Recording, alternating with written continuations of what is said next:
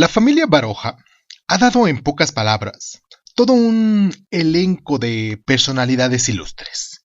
Ricardo Baroja, por ejemplo, notable pintor y escritor, el editor Rafael Caro Raggio, o el hijo de este, el historiador y antropólogo Julio Caro Baroja, pero entre todos ellos sobresale indiscutiblemente Pío Baroja, prolífico novelista cuya obra es una de las más importantes de la narrativa española del siglo XX. Hoy vamos a saltar hasta 1904 y les vamos a presentar la busca de este gran escritor, Pío Baroja. Yo soy Irving Sun, esto como les digo, es Crónica Lunares y pues comenzamos. Cierra los ojos, cierra los ojos, cierra los ojos. Si escuchas que alguien se acerca, no temas. Todo estará bien.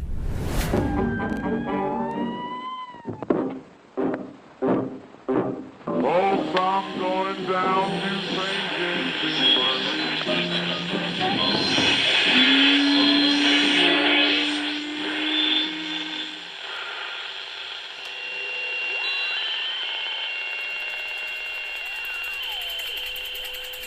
Estás escuchando Crónica Lunares, el lugar donde entra por tus oídos.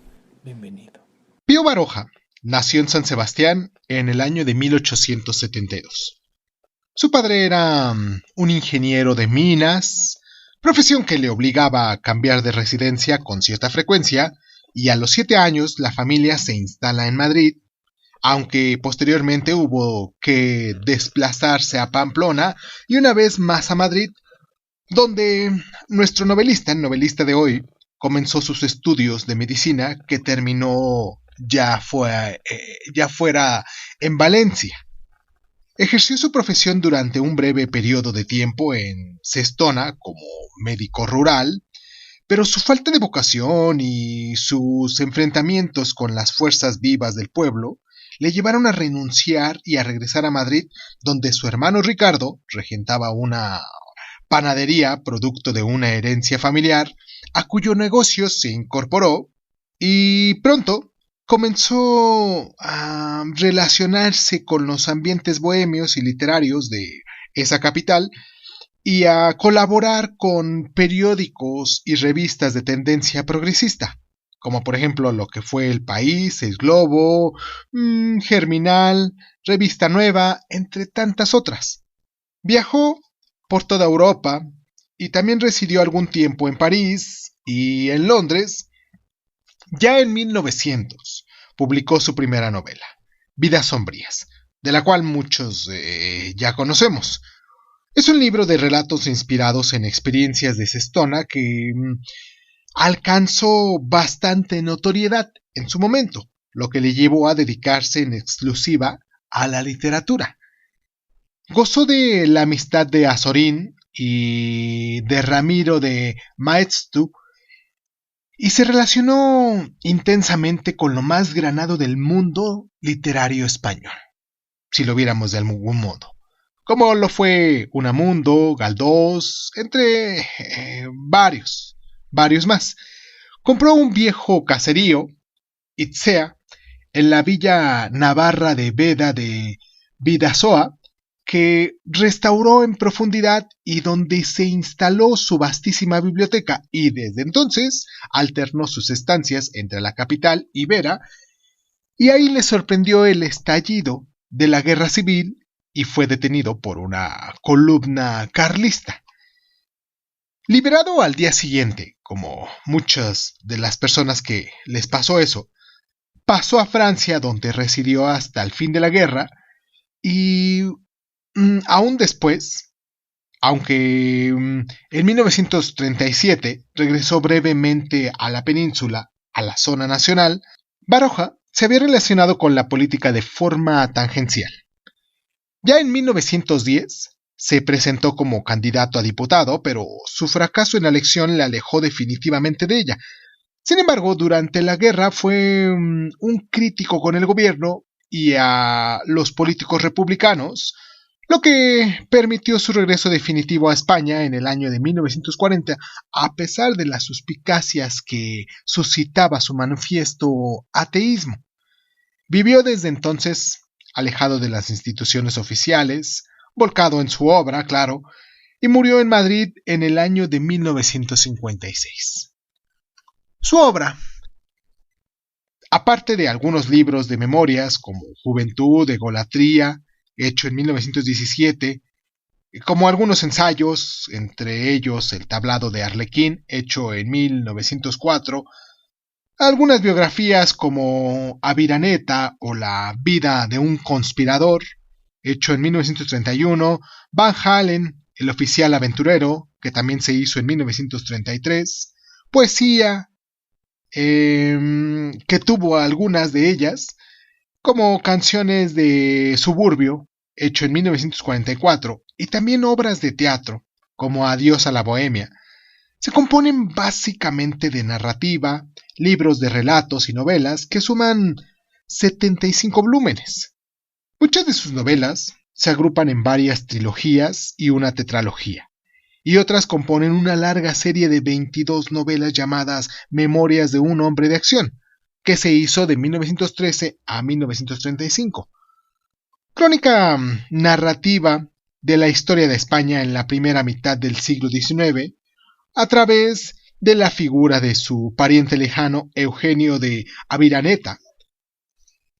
La trilogía Tierras Vascas y Sacaín el Aventurero, por ejemplo esta que fue en 1909 y la anterior en 1903, otra muy conocida, La vida fantástica, que reúne aventuras, inventos y mistificaciones de Silvestre Paradox, hecha en 1901, Camino de Perfección, hecha en 1902, otra que se hizo en 1906 llamada Paradox Rey, La raza, una de ellas, la forman La Dama Errante, hecha en 1904, La Ciudad de la Niebla en 1909, El Árbol de la Ciencia en 1911, La Lucha por la Vida en 1904.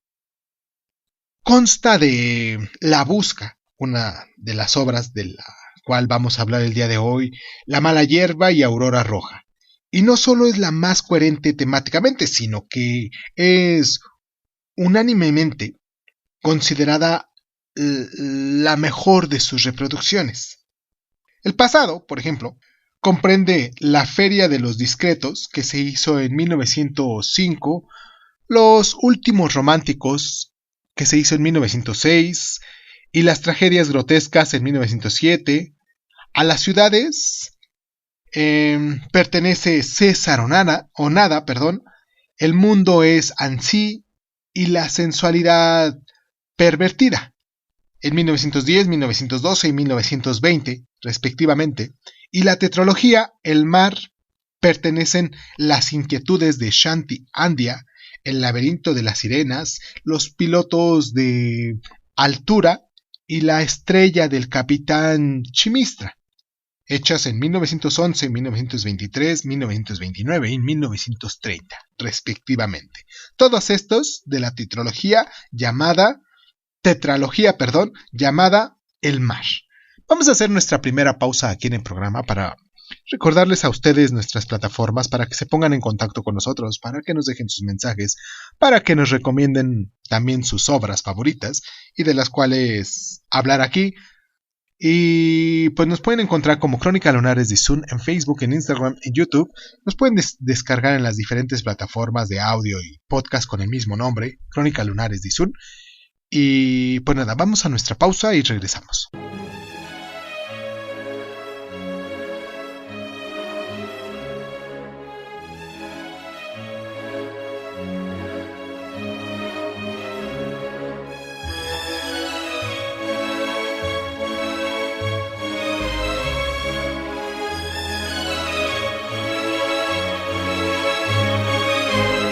Hablemos de nuestra obra, La Busca. Manuel es un muchacho que llega a Madrid desde su pueblo para reunirse con su madre, llamada Petra, que trabaja de criada en una pensión económica de doña Casiana. Acomodado en ella como el chico de los mandados, el que ayuda para todo, descubre en sus huéspedes un microcosmo de personalidades diversas, pero con un rasgo en común: la precariedad económica y el desencanto vital. Con una única excepción, claro: Roberto Hastings, un joven ambicioso y emprendedor que está realizando una investigación para recuperar una importante herencia perdida. Manuel se hace amigo de Roberto, aunque considera que es un soñador y la supuesta herencia una pura entelequia, por decirlo de algún modo.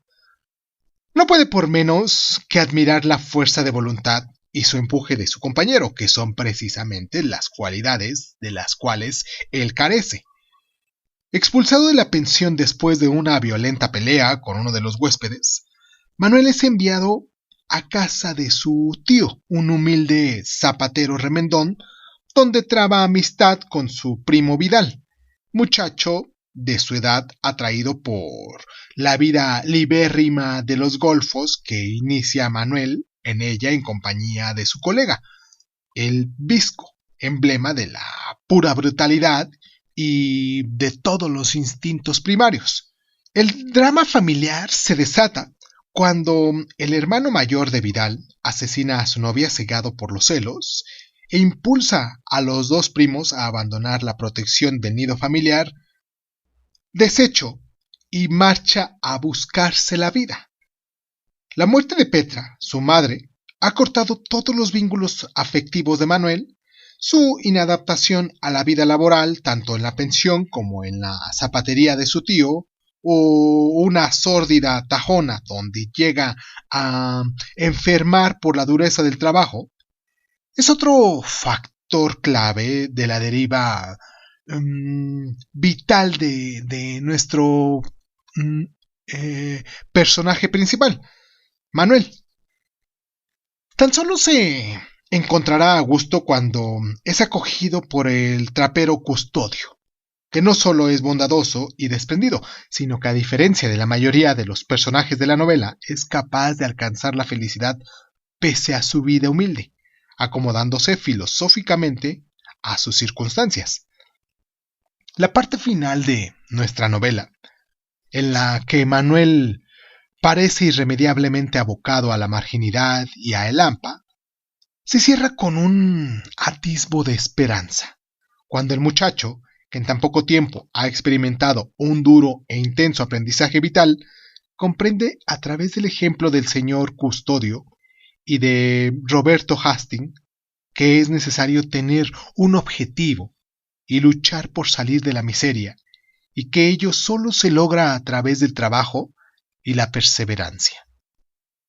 O sea que, si nosotros analizamos un poquito esta obra, nos daremos cuenta que, a pesar de todas las cosas que pudieran pasarnos, siempre tendríamos que tener un objetivo, un sueño en nuestra vida, un proyecto, una imagen a seguir, una persona que nosotros idealicemos, de la cual pudiéramos ejemplificar nuestra vida y tratar de crearnos una meta.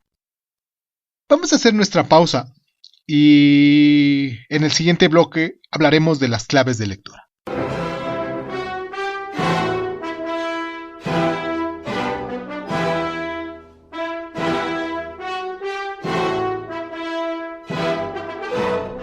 La Busca es fundamentalmente un fresco vivo y deslumbrante de Madrid de las clases bajas en los años finales del siglo XIX.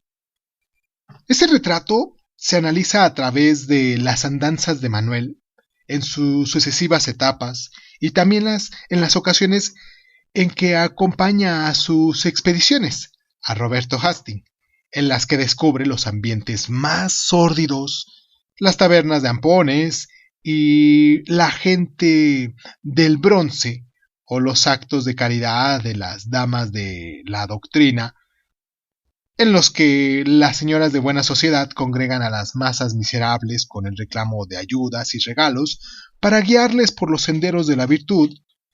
Baroja no nos ahorra ningún tipo de horror.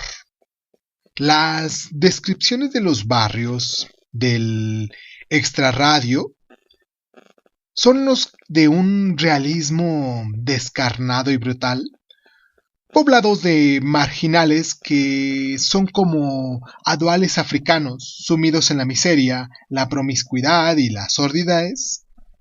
Y pocos personajes pueden clasificarse de buenos, lo que abunda en esta ocasión es la ignorancia, la avaricia, el salvajismo y un despiadado de, como se dice vulgarmente, sálvese quien pueda. La personalidad de Manuel es también un factor clave de la novela. Es un muchacho inteligente que discurre por la vida con los ojos bien abiertos, posee una dignidad intrínseca que la hace aborrecer las calamidades en las que el destino le va sumergiendo, a despreciar la brutalidad primitiva del visco o el encallamiento de su primo Vidal, pero al mismo tiempo es una persona lastrada por la indolencia, por un peligroso fatalismo que le conduce a envolverse y dejarse llevar. Pero en él hay algo especial, algo que conduce a un caballero como Roberto Hastings a otorgarle su confianza. Y la historia de Manuel es, a la poste, una historia de aprendizaje y de crecimiento. Finalmente, resulta manifiesto el carácter de crítica social y política que impregna toda la novela, que retrata un país atrasado, inculto y desatendido por las autoridades, la España decaída que caracteriza el desastre del 98, su final abierto anticipa su continuación en las otras dos novelas que le siguieron, En la mala hierba, una de ellas, y Aurora Roja, otra, la segunda, la trilogía con la que se cierra esto, novelas que derivan mucho más hacia un planteamiento más político. Vamos a hacer nuestra pausa a continuación para en el siguiente bloque meternos un poquito sobre estas curiosidades que encontré.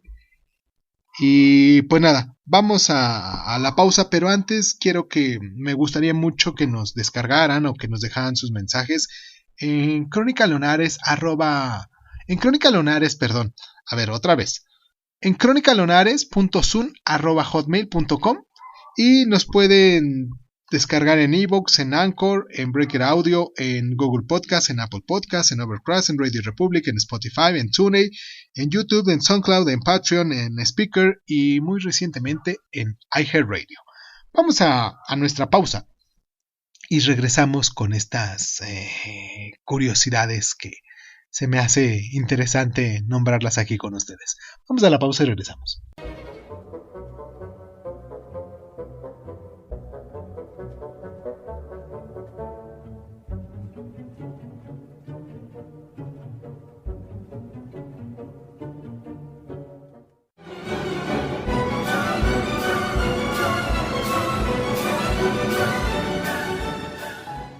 Existe una anécdota muchas veces repetida y probablemente imaginaria referida a un duelo de ingenio establecido entre Baroja y Rubén Darío. Aludiendo humorísticamente a la panadería familiar regentada por los Baroja, el poeta nicaragüense declaró que Pío Baroja era un escritor de mucha miga, a lo que éste replicó: Rubén Darío tiene muy buena pluma. Se nota que es un indio.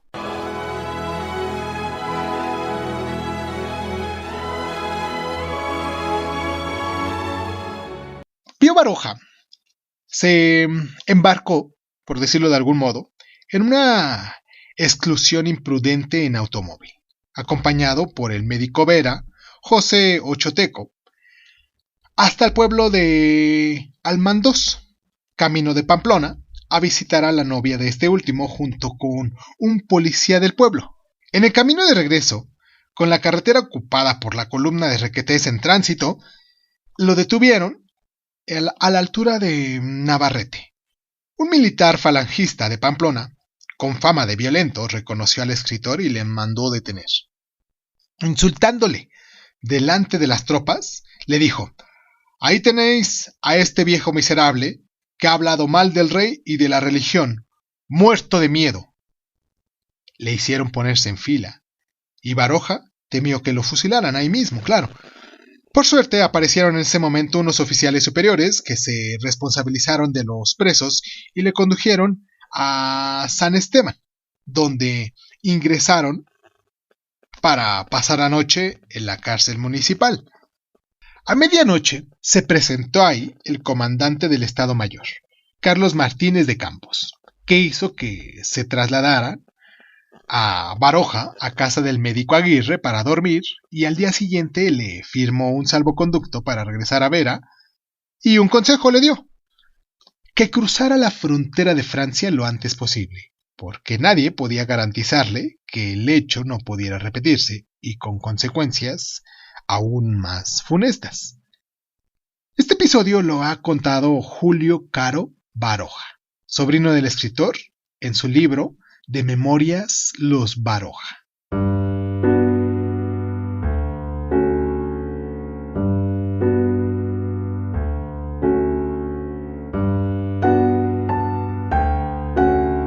Una novela realista y de contenido social ha tenido en España una especial resonancia a lo largo del siglo XX. Queremos recomendar una serie de autores y de obras de lectura imprescindible para todos aquellos que hayan disfrutado de La Busca, como por ejemplo Camilo José Cela, que lanzó su carrera literaria con su obra más conocida, La familia de Pascual Duarte, que fue calificada en su momento como tremendista. Otra es, una de sus obras más conocidas es La Colmena, pero quizás la más apreciable sea la de San Camilo 36. Uno de los grandes autores de la época también, Miguel Delibes, deslumbró toda una generación con Ratas y el Camino. Ana María Matute, por ejemplo, escribió Los Abel y Pequeño Teatro, reflejo de una España desolada de la posguerra. Pero debemos hacer hincapié en el movimiento que fue conocido como realismo social, que hizo eclosión en torno a la década de los 50, y las obras más representativas que todo buen lector debe conocer son Nada de Carmen Laforet, Tiempo de silencio de Luis Martín Santos, El Jarana de Rafael Sánchez Ferlosio, Tormenta de verano de Juan García Hortelano, Los Bravos de Jesús Fernando Santos, Con el viento solano y el gran sol de Ignacio Aldecoa, así como sus numerosos libros de relatos, géneros del que fue maestro consumado. Pío Baroja ha sido encuadernado en la llama de la generación del 98, junto con Azorín, Ramiro de Maeztu, Miguel de Unamuno, Ángel Ganivet, Ramón María de Valle Inclán, del cual también ya hablamos y hicimos un programa especial de él, y Manuel y Antonio Machado, que vamos a hacer un programa más adelante. Todos ellos son extraordinarios, pero nosotros aquí en Crónica Lunares quisiéramos recomendar especialmente la lectura de La tía Tula, Niebla y San Martín Bueno Mártir de Miguel de Unamuno. Si ustedes tienen oportunidad de leer a Miguel de Unamuno también, creo que intentaremos hacer un resumen también de sus obras, hablar de La tía Tula, que es una de sus obras más conocidas, a lo mejor en unos programas futuros. Y pues aquí les recomendamos mucho que vayan a alguna librería, ya sea alguna librería de viejo, una librería de libros nuevos. En cualquier caso, seguramente pueden encontrarlos porque son de dominio público y hay muchas ediciones que se han sacado. Y pues nada, les agradezco muchísimo el tiempo que se toman para estar aquí con nosotros. Recuerden que a continuación tenemos nuestra parte de Pedro Páramo, como lo hemos hecho cada lunes. Les mando un abrazo muy caluroso. Mucho me gustaría que nos siguieran con sus comentarios. Y otro recordatorio importante también es que a partir del día de hoy, hasta que resta del año quizás, vamos a tener unas cápsulas de conocimiento, cápsulas en las cuales quizás vamos a hablar de algunos libros. En resumidas cuentas, realmente no pasaremos de 5 minutos, trataremos de hacer lo más resumido, a lo mejor una pequeña hipnosis de cada libro, libros que tenemos que leer, que conocemos y que tendríamos que darnos oportunidad de adentrarnos en ellos. Y hoy vamos a empezar con Las Mil y Una Noches, que como ustedes bien saben es un libro árabe que hasta caricaturas se han hecho, entre ellos varias de ellas, porque es un libro de una colección de cuentos que se hizo. Y pues es importante darle una oportunidad para podernos presentar con ellos y que en determinado momento pues le tengamos una secuencia a cada libro. Y a partir del día de hoy, hasta como les digo, todos los días, hasta el resto de nuestro año, ahorita empezamos el 1 de agosto, siendo lunes 1 de agosto, vamos saliendo de esta curiosa enfermedad. Todavía a lo mejor se quedan ahí ciertos rezagos de ese virus que nos dio recientemente, pero estamos bien. Muchísimas gracias a la gente que se ha preocupado por nosotros y que nos ha mandado sus abrazos, sus oraciones, y sobre todo a las personas que también nos mandaron sus recetas naturales para tratar de tomar y que no necesariamente tuviéramos que estar metiéndonos tanto medicamento. Y pues muchísimas gracias a todas esas personitas que se toman el tiempo, esos lunares que se toman el tiempo para estar aquí con nosotros constantemente.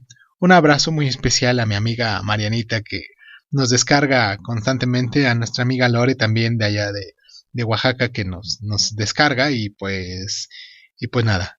Yo soy Irving Sun, esto es Crónica Lunares, y pues muchísimas gracias. Y pues muchísimas gracias por estar.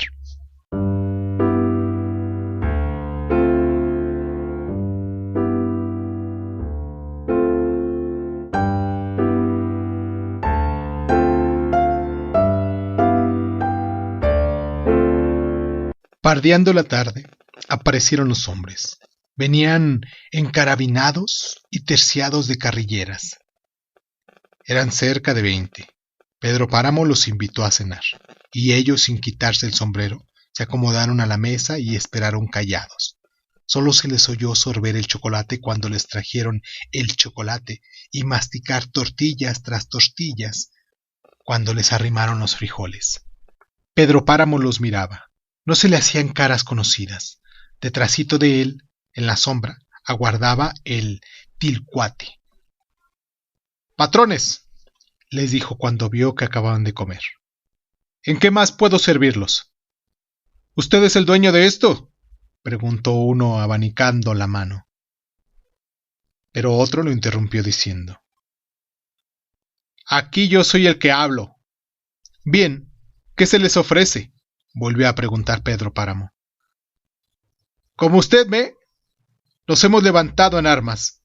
Y pues eso es todo. ¿Le parece poco? Pero, ¿por qué lo han hecho?» «Pues porque otros lo han hecho también. ¿No lo sabe usted? Aguárdenos tantito a que nos lleguen instrucciones y entonces le averiguaremos la causa. Por lo pronto, ya estamos aquí». «Yo sé la causa», dijo otro. «Y si quieres se la entero. Nos hemos rebelado contra el gobierno y contra ustedes porque ya estamos aburridos de soportarlos, y al gobierno por rastrero, y a ustedes porque no son más que unos móndrigos bandidos y mantecosos ladrones. Y el señor gobierno, ya no digo nada porque le vamos a decir a balazos lo que queremos decir». «¿Cuánto necesitan para hacer su revolución?», preguntó Pedro Páramo. «Tal vez yo pueda ayudarlos». «Dice bien aquí el señor Perseverancio. No se te debe soltar la lengua. Necesitamos agenciarnos un rico para que nos habilite. Y qué mejor que el señor aquí presente. A ver tú, Casildo, ¿Cómo cuánto nos hace falta? Que nos dé lo que su buena intención quiera darnos. No le daría agua ni al gallo de la pensión. Aprovechemos que está aquí para sacarle de una vez hasta el maíz que trae atorado en su cochino buche. Cálmate, Perseverancio. Por las buenas se consiguen mejor las cosas. Vamos a ponernos de acuerdo. Habla tú, Casildo. Pues yo ahí calculando diría que unos 20,000 pesos no estarían mal para el comienzo. ¿Qué les parece a ustedes? Ahora, quién sabe si al señor se le haga poco, con eso de que tiene sobrada voluntad de ayudarnos. Pongamos entonces 50,000, ¿de acuerdo? Les voy a dar 100,000 pesos, les dijo Pedro Páramo. ¿Cuántos son ustedes? Somos 300. Bueno, les voy a prestar otros 300 hombres para que aumenten su contingente. Dentro de una semana tendrán a su disposición tanto los hombres como el dinero. El dinero se los regalo. A los hombres nomás se los presto. En cuanto se desocupen, mándenmelos para acá. ¿Está bien? Pero, ¿cómo no? Entonces, hasta dentro de 8 días, señores. Y he tenido mucho gusto en conocerlos. Sí, dijo el último en salir. Acuérdese que, si no nos cumple, oirá hablar de Perseverancio, que así es mi nombre. Pedro Páramo se despidió de él dándole la mano.